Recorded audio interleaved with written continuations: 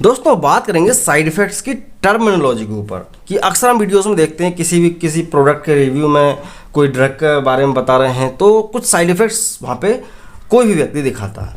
तो बोलना चाहिए कि ज़्यादातर लोगों को तो पता होता है कि भाई किस साइड इफ़ेक्ट का मतलब क्या होता है, बट फिर भी कई लोगों के अंदर ये क्यूरियोसिटी होती है या पता नहीं होता है कि इसका मतलब क्या है।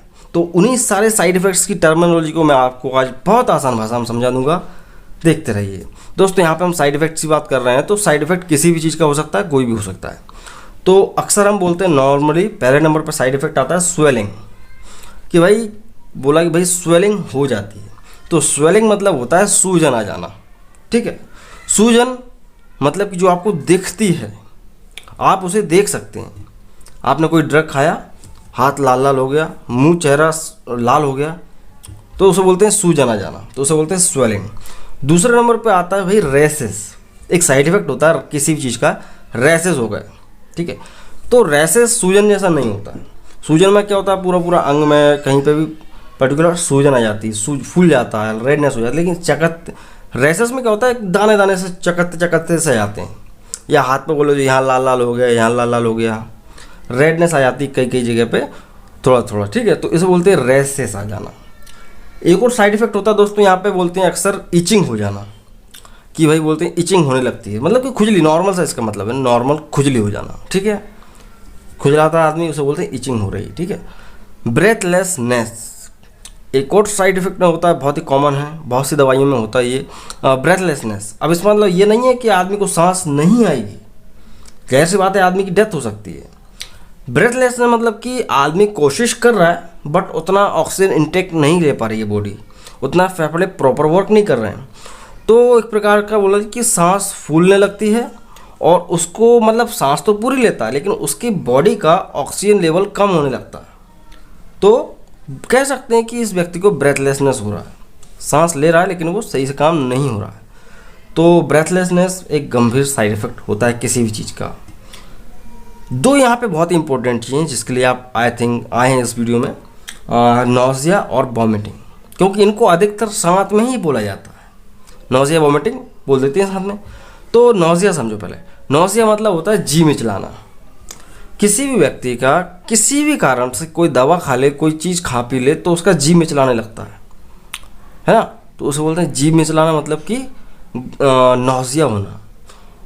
और दूसरा होता है वॉमिटिंग, मतलब कि उल्टियाँ कर देना। उल्टियाँ आप देख सकते हैं, वॉमिटिंग आदमी कर रहा है, वो अनडाइजेस्टेड फूड उसने निकाल दिया तो उसे बोलते हैं वॉमिटिंग हो जाना। अब ये नौजिया वॉमिटिंग साथ में इसलिए बोलते हैं क्योंकि साथ में ही होते हैं दोनों। आदमी को जी मिचलाता है, बुरा बुरा लगता है, बहुत अजीब सा लगने लगता है और फिर बोलते हैं उसको उल्टी होने लगी। तो प्रेगनेंसी के टाइम पे नौजिया वॉमिटिंग होना ये सब नॉर्मल है। तो जी मिचलाता है और बोले चाहिए मतली बोलते हैं नॉर्मली इसे हिंदी में, मतली आना और उल्टी होना, ये होता है नौजिया और वॉमिटिंग। यहाँ पर दूसरी चीज़ एक और है कि जो भी बहुत इंपॉर्टेंट है, कई लोगों को पता नहीं होता है कि डिजीनेस में क्या फ़र्क है और ड्रॉसीनेस में क्या फ़र्क है। देखो डिजीनेस मतलब अगर बात कोई कर रहा है तो इसका मतलब ये होता है भाई सिर चकरा रहा है, सिर चकरा रहा है, मतलब आदमी को कुछ थी दवा वगैरह खाई थी उसने, खड़ा है लेकिन उसको घूम रहा है, डिजीनेस सी बनी हुई है, हाँ सिर चकरा रहा है। बाइक चला रहे हो, कहीं भी जा रहे हो, वो सब घूम रहा है सब कुछ, उसे बोलते हैं डिजीनेस। ये कई दवाइयों में होता है, दवाई खाओगे आपको घूमने लगती है हर चीज़, सिर चकराने लगता है। और एक होता है ड्रॉसीनेस।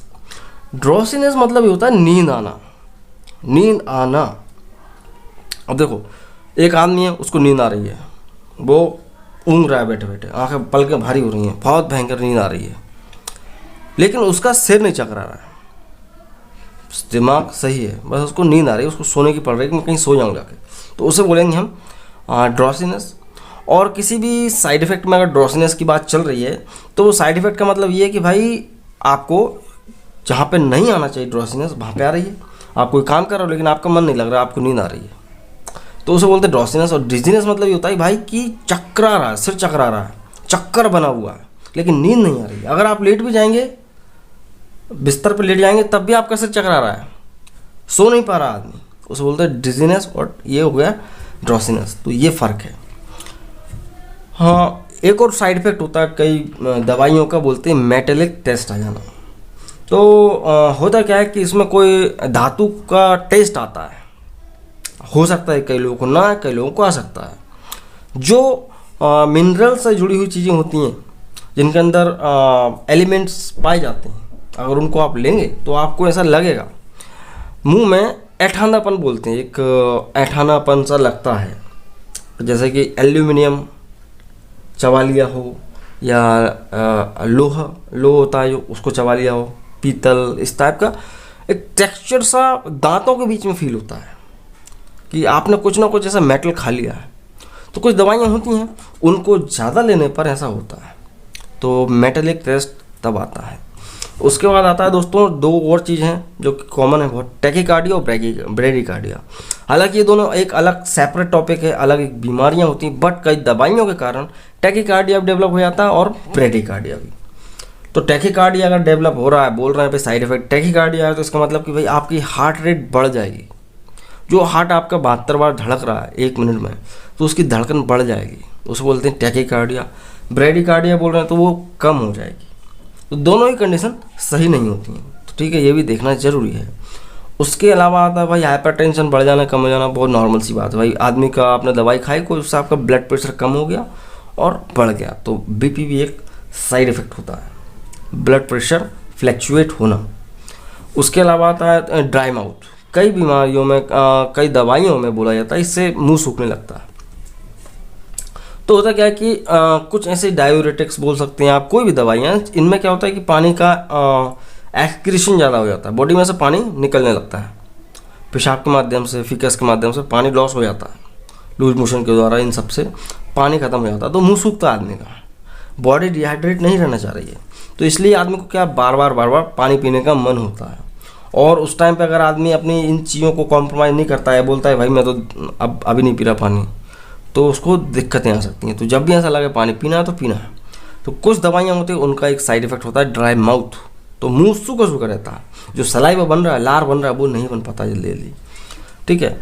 स्टोमक अपसेट भी एक साइड इफेक्ट होता है। अब स्टोमक अपसेट का मतलब ये नहीं है कि आपका पेट खराब हो गया है, उसके अंदर कुछ इंजरी हो गई है। पेट है, स्टोमक है, उसमें अपसेट मतलब कि वो प्रॉपर वर्क नहीं कर रहा है, जैसा करना चाहिए, जैसा एंजाइम्स निकलना चाहिए, जैसा डाइजेशन करना चाहिए, वो नहीं कर रहा बस। ठीक है, उसकी थोड़ी सी कैपेसिटी कम हो गई है, तो इसे बोलते हैं हम क्या, स्टोमक अपसेट हो जाना।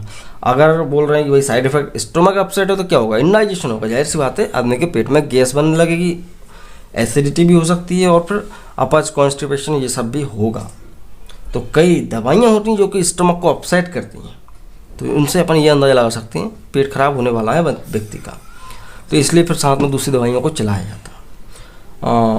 एक और दोस्तों लूज मोशन सभी लोग जानते हैं, कुछ दवाइयों से लूज मोशंस भी हो जाते हैं, दस्त आ जाना, ठीक है, उसे अपन डायरिया नहीं बोल सकते, डायरिया अलग चीज़ होती है। कन्फ्यूज़न, एक लास्ट है कन्फ्यूज़न।